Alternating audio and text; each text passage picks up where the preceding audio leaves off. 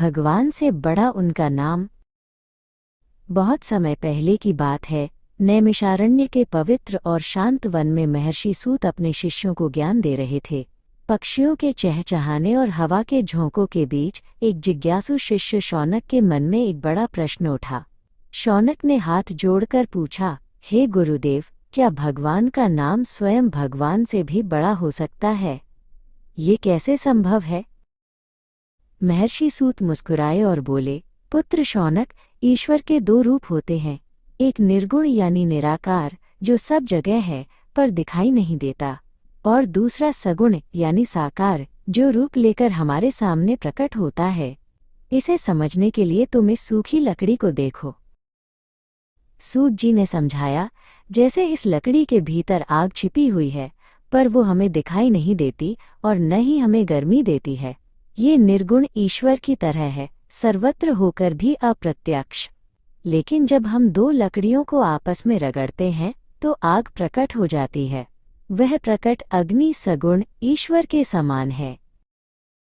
शौनक ने पूछा, किंतु गुरुदेव, जो आग छिपी है उसे हम छू नहीं सकते, और जो जल रही है वो एक स्थान पर सीमित है। फिर हम उस अनंत शक्ति से कैसे जुड़े? सूत जी ने उत्तर दिया, यही नाम की महिमा है। नाम एक दुभाषीय यानी अनुवादक की तरह काम करता है, जो दो अलग अलग भाषा बोलने वालों को जोड़ता है। महर्षि ने आगे कहा, कल्पना करो, एक अंधेरा कमरा है और बाहर उजाला है। यदि तुम देहरी चौखट पर एक दीपक रख दो तो उसका प्रकाश कमरे के भीतर भी फैलेगा और बाहर के आंगन को भी रोशन करेगा। भगवान का नाम वही देहरी पर रखा दीपक है। ये नाम ही है जो निर्गुण निराकार ब्रह्म और सगुण साकार ईश्वर के बीच का सेतु है। सूत जी ने स्पष्ट किया, निर्गुण को पाना कठिन है और सगुण हर समय आंखों के सामने नहीं रहता, परंतु भगवान का नाम हमेशा तुम्हारी जीभ पर रह सकता है, जो तुम्हें दोनों से जोड़े रखता है। शौनक ने गहरी सांस ली और पूछा, तो क्या इसीलिए नाम को बड़ा कहा गया है? सूत जी बोले, हाँ, भगवान राम ने तो केवल पत्थर तैराए थे, पर उनके नाम ने तो लाखों डूबते हुए लोगों को संसार के सागर से पार उतार दिया। नाम जपने वाला भक्त स्वयं भगवान से भी अधिक शक्ति का अनुभव करता है। सूत जी ने अंत में कहा, पुत्र, भगवान अपने भक्त की पुकार सुनने के लिए उसके नाम के पीछे पीछे चले आते हैं।